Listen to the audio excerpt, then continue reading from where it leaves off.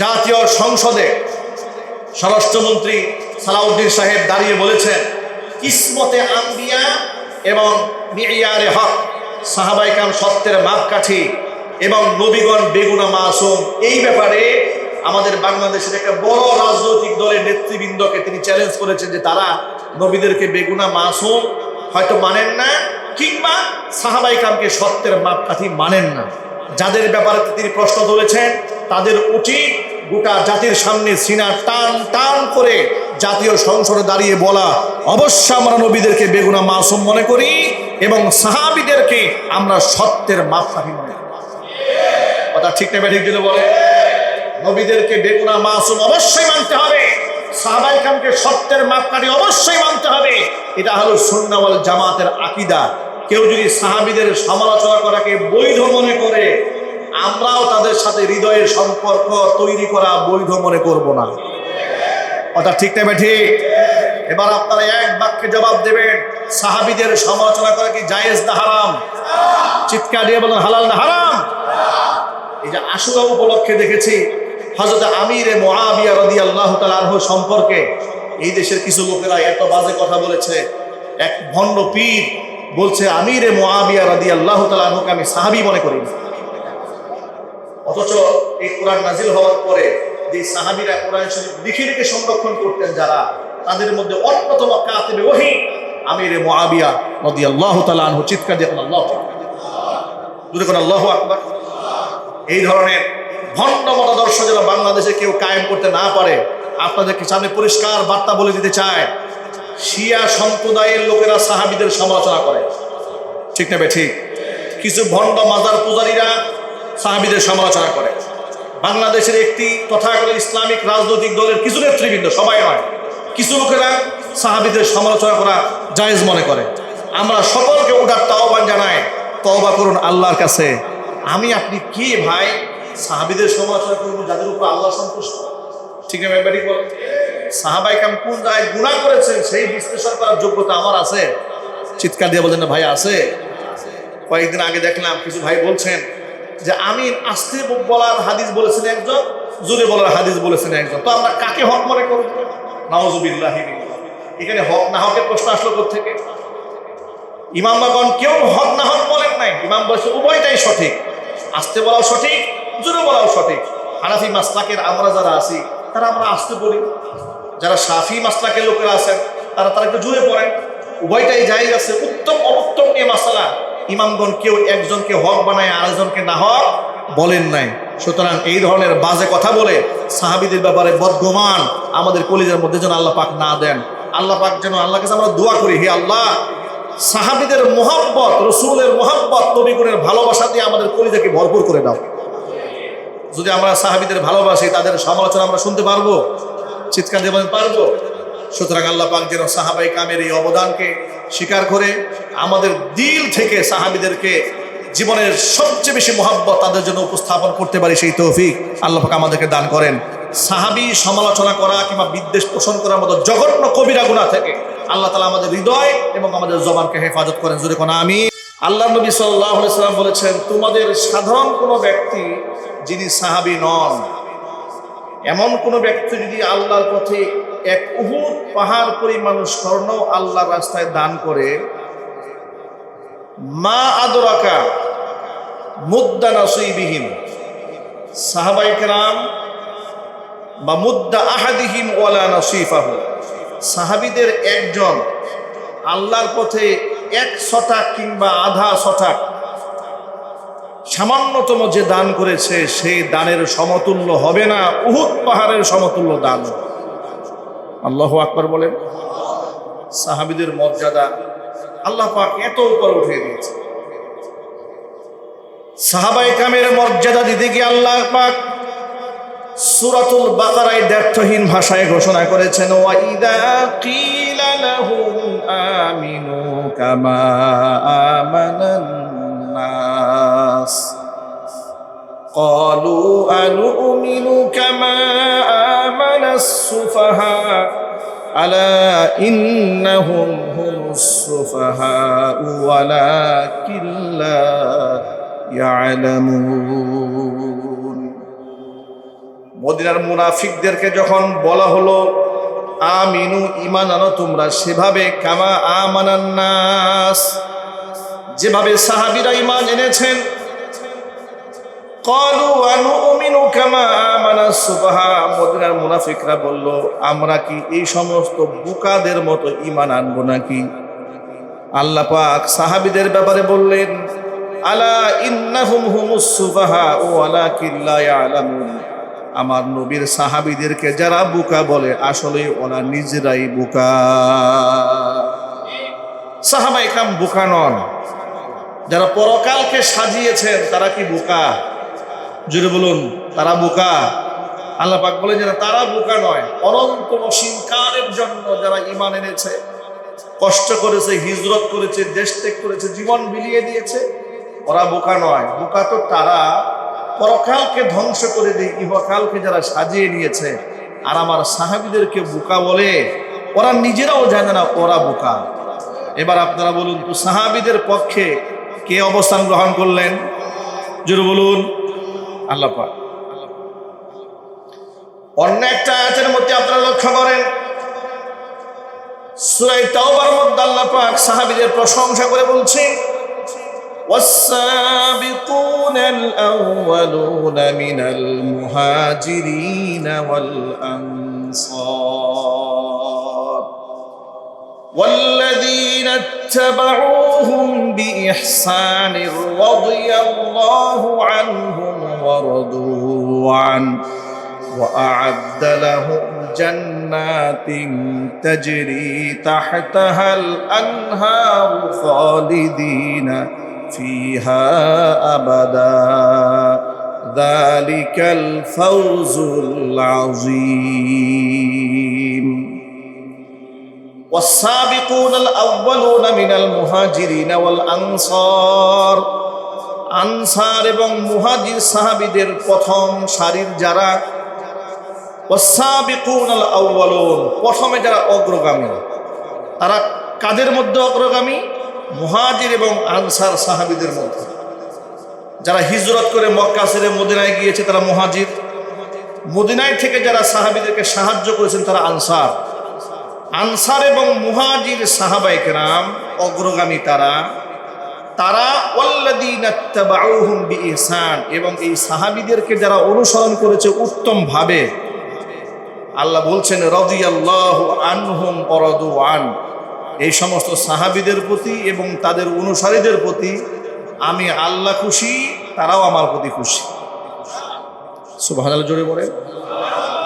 এবার একটু প্রাঞ্জল ভাষায় জবাব দিয়ে বলুন, সাহাবীদের প্রতি কে খুশি? সাহাবায়ে কেরামের উপর সন্তুষ্ট কে? কোরআনে আছে না নাই? সাহাবায়ে কেরামের প্রতি আল্লাহ পাক সন্তুষ্ট। এই সন্তুষ্টির ঘোষণা দিয়েছেন সূরা তাওবার 100 নম্বর আয়াতে। কত নম্বর আয়াত? 100 নম্বর আয়াতে আল্লাহ তাআলা সাহাবীদের উপর সন্তুষ্টির ঘোষণাই শুধু দেন নাই, দেখেন আরো কি ঘোষণা দিয়েছেন। وأعد لهم جنات تجري تحتها الأنهار خالدين فيها أبدا, আমার সাহাবীরা তাদের উপর আমি আল্লাহ এতটাই সন্তুষ্ট, তাদের জন্য আমি তৈরি করেছি জান্নাত সমূহ, যে জান্নাতের পাদদেশ দিয়ে প্রস্রবণ নদী না খাল বিল প্রবাহিত হয়ে যায়। খালিদিনা ফিহা, সাহাবায়ে কেরাম এবং তাদের একনিষ্ঠ অনুসারী তারা চিরদিন জান্নাতে থাকবে। যালিকাল ফাউজুল আযীম, এটাই হচ্ছে মহান সফলতা, চূড়ান্ত সফলতা। সুবহানাল্লাহ পড়েন। চূড়ান্ত বিজয়, চূড়ান্ত অর্জন, যে আমি আল্লাহ এদের উপর সন্তুষ্ট। সুবহান। এরপর আল্লাহ তাআলা সাহাবায়ে কেরাম রাদিয়াল্লাহু তাআলা আনহুম আজমাইন তাদের ব্যাপারে সূরা ফাতহের মধ্যে বলেছেন লাকাদ রাদিয়াল্লাহু আনিল মুমিনিনা ইয ইউবাইউনাকা তাহতাশ শাজারাতি ফাআলিমা মা ফি কুলুবিহিম ফাআনজালাস সাকিনাতা আলাইহিম وأثابهم فتحا قريبا। সূরা ফাতহের 18 নম্বর আয়াত। কত নম্বর আয়াত? সূরাতুল ফাতহ 26 নম্বর পারা আল্লাহ বলছেন, লাকাদ রাদিয়াল্লাহু আনিল মুমিনিন, আমি আল্লাহ ওই সমস্ত ইমানদারদের উপরে সন্তুষ্ট যারা ইদ ইউবাইউনাকা তাহতাশ শাজারা, হুদাইবিয়ার সন্ধির সময়ে যখন মক্কাতুল মুকাররমার লোকেরা ঘোষণা করলো যে উসমান রাদিয়াল্লাহু তাআলা আনহুকে শহীদ করা হয়েছে, 1400 সাহাবী বাবলা গাছের নিচে রাসূলের হাতে বায়াত গ্রহণ করেছিল এই মর্মে যে আমাদের জীবনের শেষ মুহূর্ত পর্যন্ত আমাদের ভাই শহীদ উসমান রাদিয়াল্লাহু তাআলা আনহু রক্তের বদলা নেওয়ার আগ পর্যন্ত আমরা আল্লাহর পথে লড়াই করে যাব। সুবহানাল্লাহ পড়েন। রাসূলের হাতে 1399 জন সাহাবী হাতে হাত রেখে বায়াত করলেন।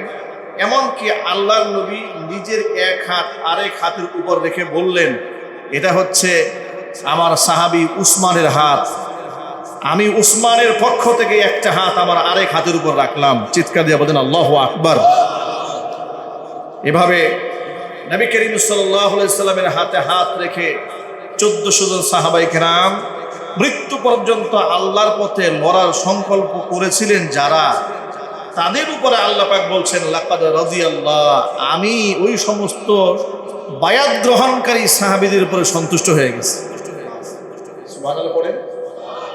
আমি আয়াতগুলো ধারাবাহিক বলছি, এরপর রেজাল্ট বলব।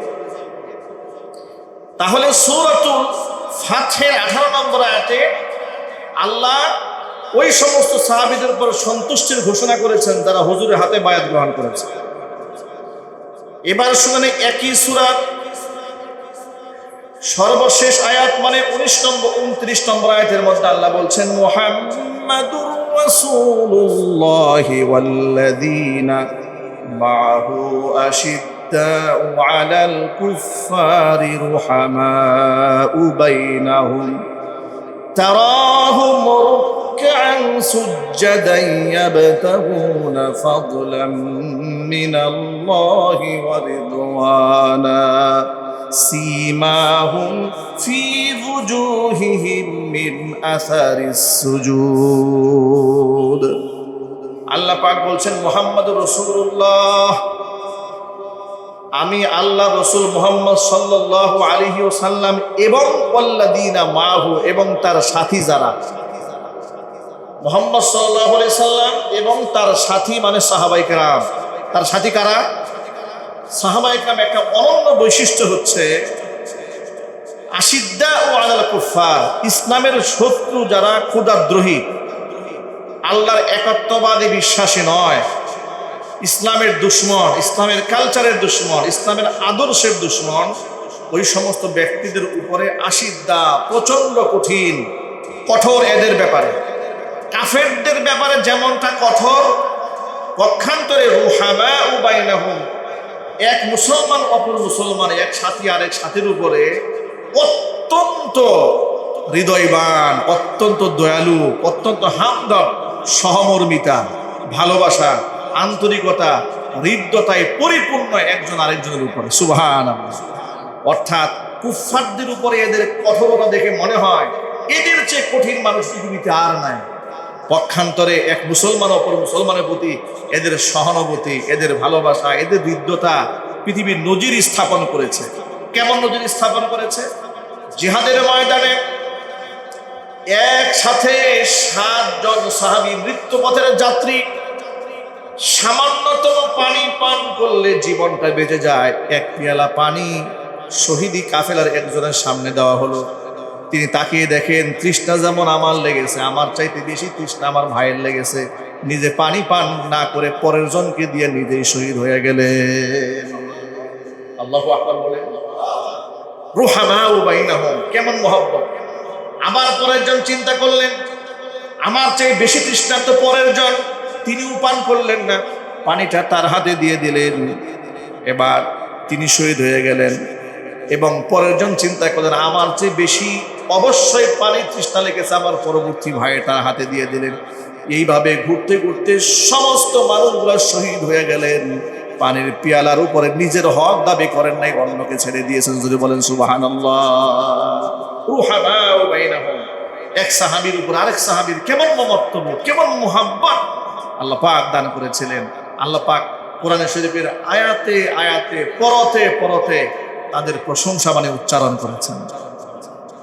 এরপরের সূরাটা একটু লক্ষ্য করেন, আল্লাহ পাক সূরাতুল হুজুরাতের মধ্যে বলছে, তৃতীয় নম্বর আয়াতে, ইন্নাল্লাযীনা ইয়াগুদ্দুনা আসওয়াতাহুম ইনদা রাসূলিল্লাহি উলাইকাল্লাযীনা আমতাহানাল্লাহু কুলুবাহুম লিত্তাকওয়া লাহুম মাগফিরাতুন ওয়া আজরুন আযীম।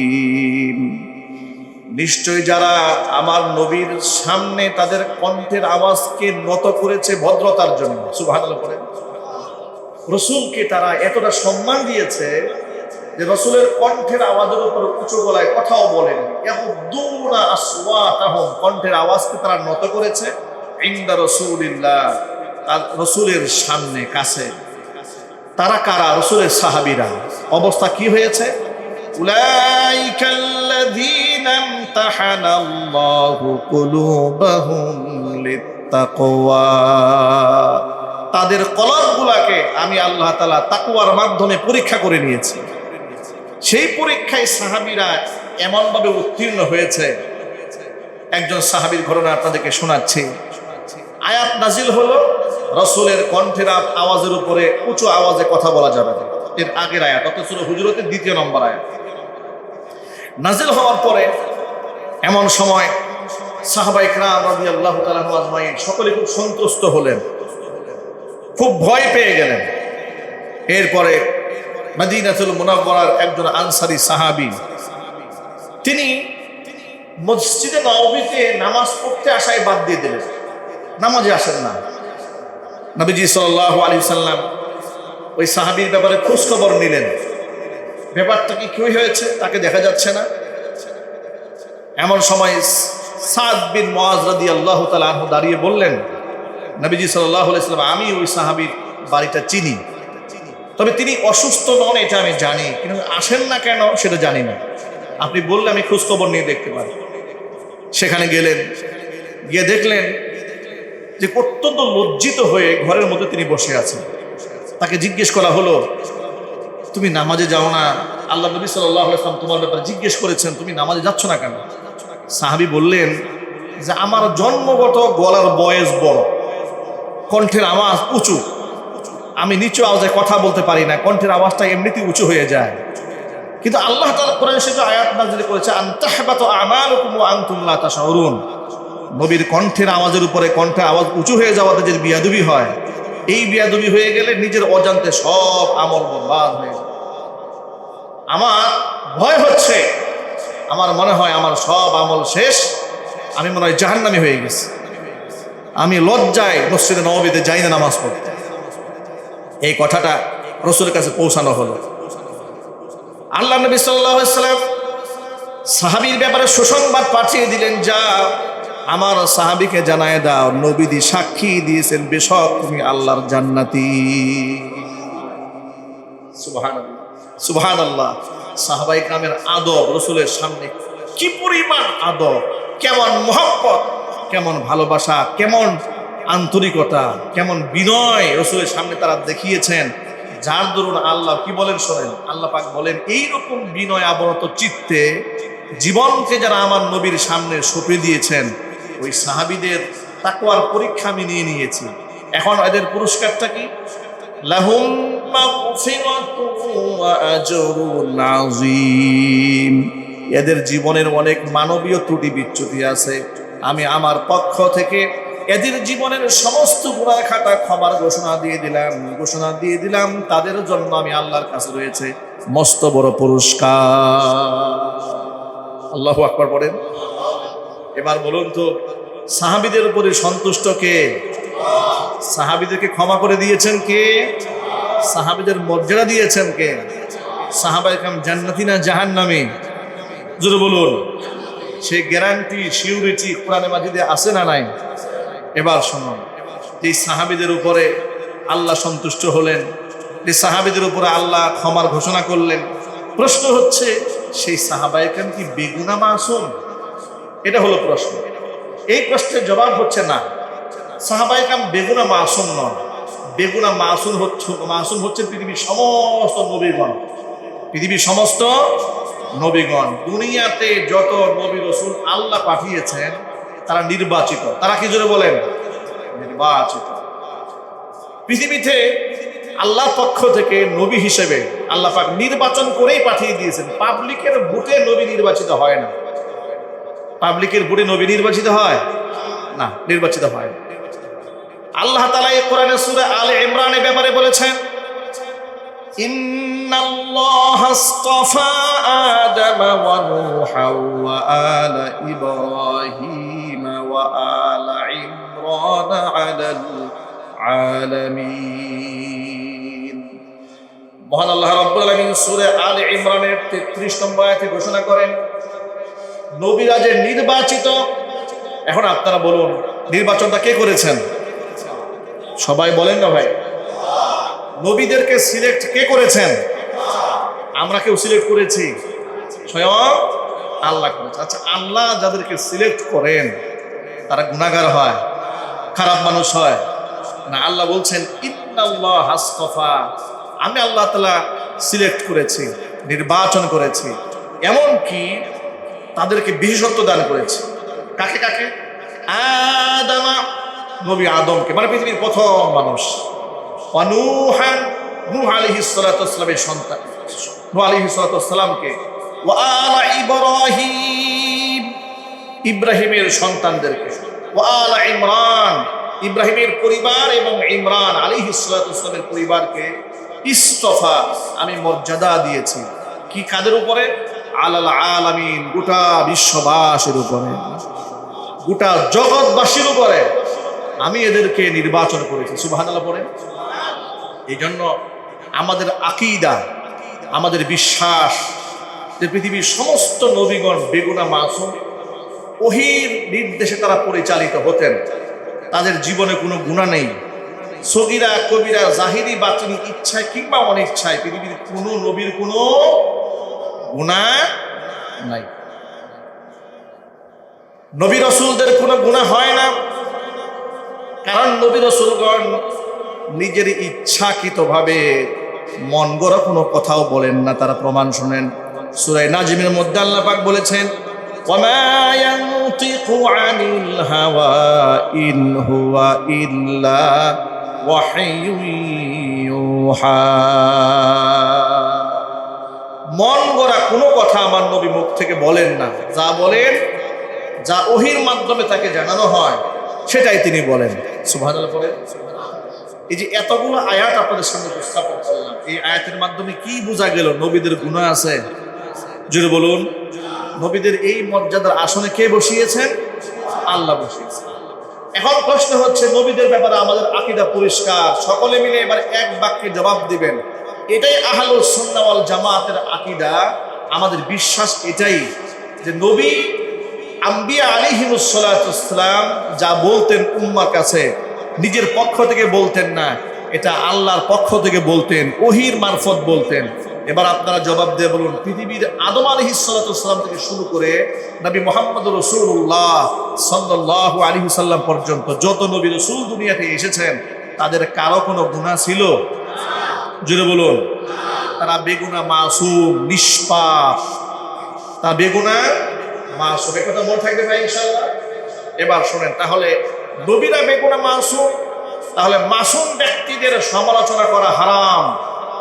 নবীদের সমালোচনা করা কি হারাম? কোনো ব্যক্তি যদি বলে নবীরা এই কাজটা না করে এই কাজটা করলে ভালো হইতো, এই কথা বলার সুযোগ আছে? যদি বলুন আছে। এই যে আপনারা জানেন, তাবলীগের বড় একজন আমির মাওলানা সাদ কান্দলবি হাদাহুল্লাহ, আল্লাহ পাক তাকে হেদায়েত দান করুন। তাবলীগ জামাতের দুটো গ্রুপ হয়েছে না? এই দুই গ্রুপ হওয়ার পিছনে বড় একটা কারণ এটা, মাওলানা সাদ কান্দলবি বড় দায়ী, কোনো সন্দেহ নেই। দীর্ঘদিন যে তাবলীগের সাথে জড়িত, এতেও কোনো সন্দেহ নাই। তার অসংখ্য অগণিত ভক্তবৃন্দ আছে, খেদমত করলে ভক্ত তৈরি হয়। কিন্তু তার দেওয়া বক্তব্যের মধ্যে তিনি যখন মানুষকে বয়ান করেন, এমন কিছু বক্তব্য তিনি তুলে ধরেছেন যে বক্তব্যের মধ্যে আহলুস সুন্নাহ ওয়াল জামাতের আকীদা ভ্রষ্ট বক্তব্য তার মুখ থেকে বের হয়েছে। যেমন তিনি এক বক্তব্যের মধ্যে বলেছিলেন, নবী মূসা কালিমুল্লাহ তার উম্মাকে এই জায়গায় রেখে 40 দিন তিনি যদি তুর পাহাড়ে গিয়ে না থাকতেন, তিনি 40 দিন পরে এসে দেখেন তার উম্মতের লোকেরা বাছুরের পূজা করতে শুরু করেছে। এই কথাটা বলতে গিয়ে তিনি বয়ানের মধ্যে বলেছিলেন যে তিনি যদি তার উম্মতকে 40 দিন এখানে ফেলে রেখে না যেতে, তাহলে উম্মত বিপদগামী হতো না। এই কথার মাধ্যমে তিনি নবীর সমালোচনা করলেন কিনা? এইরকম আরো অনেক ব্যাপারে বলেছেন। যেমন নবী করিম সাল্লাল্লাহু আলাইহি ওয়াসাল্লামের ব্যাপারে বলেছেন, আল্লাহ নবী সাল্লাল্লাহু আলাইহি সাল্লাম কোনো এক জায়গার মধ্যে ওলিমা করেছিলেন, সামান্য অল্প কিছু হাদিয়া দিয়ে, অর্থাৎ খেজুর টেজুর হাবিজাবি দিয়ে করেছিলেন। কিন্তু তিনি বলেছিলেন যে রাসূলের সারা জীবনের যে সুন্নতটা ছিল খাসির মাধ্যমে ওলিমা করা, এই সুন্নত তিনি পরিত্যাগ করার কারণে তার জীবনে কষ্ট নেমে আসছে। নাউজুবিল্লাহ পড়ে। মানে এইভাবে এক এক নবীর উপরে ইশকাল তোলা, প্রশ্ন তোলা, তাদের জীবন নিয়ে খুঁটিনাটি দুই একটা বিষয় নিয়ে বিশ্লেষণ করে ভুল ধরা কিংবা ভুল ধরার পায়তারা করা, এগুলো হচ্ছে পথভ্রষ্টতা, এগুলো হচ্ছে গুমরাহি। আমাদের ঈমান ও আকীদা এই ব্যাপারে খুব পরিচ্ছন্ন রাখা উচিত। পৃথিবীর কোনো নবীর দ্বারা আল্লাহ পাকের পক্ষ থেকে এমনভাবেই তারা সংরক্ষিত ছিলেন যে সামান্য মিস্টেক আল্লাহ পাক তাদের দ্বারা করান নাই। আল্লাহু আকবার বলেন, চিৎকার দেখুন আল্লাহু আকবার। নবীদেরকে স্বয়ং আল্লাহ পাহারাদারি করেছেন, সুবহানাল্লাহ পড়েন। ফেরেশতাদের মাধ্যমে আল্লাহ পাক নবীদেরকে পাহারাদারি করেছেন। এই জন্য নবীগণের ব্যাপারে আমাদের আকীদা পরিষ্কার, তারা বেগুনাহ মাসুম। এক নাম্বার 2, সাহাবায়ে কেরাম রাদিয়াল্লাহু তাআলা আনহুম আজমাইন, তাদের কি গুনাহ ছিল না? তারা কি বেগুনাহ মাসুম ছিলেন? না, অবশ্যই তারা বেগুনাহ মাসুম ছিলেন না। তারা রক্তে মাংসে করা মানুষ ছিলেন, তাদের আমলে ত্রুটি বিচ্যুতি হয়েছে। কিন্তু সাহাবায়ে কেরামকে আল্লাহ এতটাই সম্মান এই জন্য দিয়েছিলেন, তাদের শয়তানের চক্রান্তে পড়ে কিংবা নফসের খাহেসাতে তারা কোনো অন্যায় করে ফেললে এমন তওবা রাসূলের সামনে তারা উপস্থাপন করেছেন, তাদের জীবদ্দশায় তারা এমন জিন্দেগি গ্রহণ করেছিলেন, তাদের তওবা মঞ্জুর করে মহান আল্লাহ তাআলা তাদের শানে কোরআন শরীফে আয়াত নাযিল করেছেন।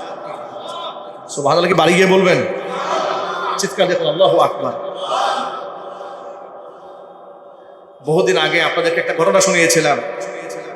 আনসারী এবং মুহাজির সাহাবী সংখ্যায় যখন তারা কম ছিলেন, জিহাদে যদি মুহাজিরা যেতেন, আনসারীরা বাড়ি পাহারা দিত, আবার আনসারীরা গেলে মুহাজিরা বাড়ি পাহারা দিত। বাই রোটেশন, একজন গেলে আরেকজন থাকে, এভাবে ডিউটি করা হতো। একবার এরকম হলো, মুহাজির সাহাবী জিহাদে গিয়েছেন, আনসারী সাহাবী বাড়ির দায়িত্ব গ্রহণ করেছেন। বাড়িতে মুহাজিরের স্ত্রী একা ছিলেন। এমন সময় স্ত্রীর তিনি নফসের খাহেসাতে তার দিকে এগিয়ে গিয়েছেন, তার হাত স্পর্শ করেছেন। কোনো কোনো বর্ণনার মধ্যে পাওয়া যায় ওই মহিলার হাত ধরে তিনি চুম্বন করেছেন। পরবর্তীতে মুহাজিরের স্ত্রী আনসারী সাহাবীকে ডেকে বললেন, তুমি তোমার ভাইয়ের আমানতের খেয়ানত করলে, তোমার তো দায়িত্ব ছিল ভাইয়ের আমানতকে রক্ষা করা। এতটুকু শুধু চুম্বন করেছেন অন্যায়ভাবে। এতটুকু অন্যায় যখন তার সামনে তুলে ধরা হয়েছে, তিনি এমন লজ্জিত হয়েছেন, এমন শরম পেয়েছেন যে ঘর থেকে বের হয়ে কাঁদতে পাহাড়ে চলে গেছেন। পাহাড়ে গিয়ে ক্ষান্ত হয় নাই, আবু বকরের কাছে গেছেন যে আমার কি তওবার কোনো রাস্তা আছে নাকি? উমরের কাছে গেছেন যে আমি তো অন্যায় করে ফেলেছি, তওবার কোনো রাস্তা আছে নাকি? সবাই তাকে বের করে দিয়েছে যে না, এর ফয়সালা আমাদের হাতে নাই। সর্বশেষ মুহাম্মদ রাসূলুল্লাহ সাল্লাল্লাহু আলাইহি ওয়াসাল্লামের সামনে গিয়ে নিজের সমস্ত ঘটনা খুলে বলেছেন। নবী করিম সাল্লাল্লাহু আলাইহি ওয়াসাল্লাম খুব কষ্ট পেয়েছেন। আল্লাহ নবী এই ব্যাপারে হার্ড হয়েছেন, তিনি শক্ত হয়ে গেলেন যে তুমি তোমার ভাইয়ের আমানতের খেয়াল করেছ, এই ফয়সালা আমার পক্ষ থেকে হবে না। হুজুরের কাছ থেকে তিনি মাহরুম হয়ে নিরাশ হয়ে পাহাড়ে চলে গেছেন। পাহাড়ে গিয়ে এইভাবে কান্নাকাটি শুরু করেছেন, কাঁদতে পাথর ভিজে ফেলতেছেন, পাগলের মতো অবস্থা। পরিবারের কোনো খোঁজ খবর নাই, সেজন্য উন্মাদ হয়ে গেছে কান্না করতে করতে, এই এতটুকু পাপ করার কারণ। পরবর্তীতে চতুর্দিকে সাহাবায়ে কেরাম রাদিয়াল্লাহু তাআলা আজমাইন, তাদের মধ্যে গুঞ্জন শুরু হয়ে গেল যে সামান্য কাজটা করেছে, এত কান্নাকাটি শুরু করেছে। তার প্রেক্ষিতে মহান আল্লাহ তাআলা কোরআন মাজিদে আয়াত নাযিল করে ঘোষণা দিয়ে দিলেন সূরা আলে ইমরানের মধ্যে, والذين إذا فعلوا فاحشة أو ظلموا أنفسهم ذكروا الله فاستغفروا لذنوبهم। মুহসিন বান্দা তারা যারা জীবনে কোনো যদি ব্যভিচার করে ফেলে অথবা যলামু আনফুসাহুম নিজের উপর কবিরা গুনাহ করে জুলুম করে ফেলে, যাকারুল্লাহ যখন তারা আমি আল্লাহর কথা স্মরণ হয়ে যায়, মনে যখন করে ফেলে, ফাস্তাগফারু লিযুনুবিহিম নিজের কৃতকর্মের জন্য ক্ষমা প্রার্থনা করে আমি আল্লাহর কাছে, ওয়া ইয়াগফিরুয যুনুবা ইল্লাল্লাহ ক্ষমা তো আল্লাহ ছাড়া কেউ করতে পারে না, ওয়ালাম ইউসিররু আলা মা ফাআলু ওয়া হুম ইয়ালামুন তারা যা করেছেন কৃতকর্মে অন্যায় কাজের উপর তারা কোনোদিন দায়েম কায়েম থাকে না, স্থির থাকে না, অন্যায় থেকে ফিরে আসে। উলাইকা জাযাউহুম মাগফিরাতুম মির রাব্বিহিম এই সমস্ত সাহাবীদের জন্য সমস্ত ব্যক্তিদের জন্য আমি রবের পক্ষ থেকে রয়েছে জান্নাত, ক্ষমার ঘোষণা, ও জান্নাতুন এমন জান্নাতের ঘোষণা তাজরি মিন তাহতিহাল আনহার যে জান্নাতের পারদেশ দিয়ে প্রবাহিত হয়ে যায় প্রস্রবণ, খালিদিনা ফিহা চিরদিন তারা জান্নাতে থাকবে। জোরে বলেন সুবহানাল্লাহ। ওয়া নি'মা আজরুল আমিলিন ভালো কাজ যারা করে তাদের বিনিময় কতই না উত্তম হয়। বন্ধুগণ, আয়াত সূরা আলে ইমরানের 136 নম্বর আয়াত এবং 135 দুটো আয়াতে আল্লাহ পাক এই ব্যাপারে ঘোষণা দিয়ে দিলেন, এইরকম অনাকাঙ্ক্ষিত ঘটনা ঘটার পরে যারা অনুতপ্ত হয় ক্ষমা প্রার্থনা করার তাদের জন্য কিসের ঘোষণা রয়েছে? ক্ষমার ঘোষণা রয়েছে, জান্নাতের ঘোষণা রয়েছে। ছোট্ট করে একটা লম্বা ইতিহাস অল্প সময়ে বলে দিই আপনাদের সামনে। নবী করিম সাল্লাল্লাহু আলাইহি ওয়াসাল্লাম তাবুক যুদ্ধে সাহাবীদেরকে ডাকলেন। যুদ্ধের পথ অনেক লম্বা, সাহাবীদের সংখ্যা অনেক কম, যুদ্ধের সামানাও অনেক কম, অর্থাৎ যুদ্ধের ময়দানে যে পরিমাণ রসদ দরকার, খাবার দরকার, পানীয় দরকার, সরঞ্জাম দরকার, অস্ত্র দরকার পর্যাপ্ত নেই। মুসলমানদের অবস্থা খুব নাজুক পরিস্থিতি। জিহাদে যাবেন এমন সময় সমস্ত সাহাবায়ে কেরাম রওনা হলেন। এমন একটা মৌসুম ছিল প্রচন্ড গরম এবং খেজুরগুলা পেকেছে, খেজুর পাড়ার মৌসুমটা এসেছে। তখন সমস্ত সাহাবায়ে কেরাম রওনা হয়ে গেলেন, কেউ পায়ে হেঁটে, কেউ ঘোড়ায় চড়ে, কেউ গাধায় চড়ে রওনা হয়ে গেলেন, কেউ উটে চড়ে রওনা হয়েছে। এর মধ্যে একমাত্র মুনাফিক ছাড়া সবাই চলে গেছে জিহাদের ময়দানে। মুনাফিকরা কিন্তু কঠিন মুহূর্তে ইসলামের পক্ষে অবদান রাখবে না। মুনাফিকদের একটা বড় খাসলাত হচ্ছে এরা বাহ্যিকভাবে ঈমান প্রকাশ করলেও মন থেকে ইসলামকে পছন্দ করে না। জিহাদকে যারা অপছন্দ করে তারা মুনাফিক। তারা কি জন্য বলে?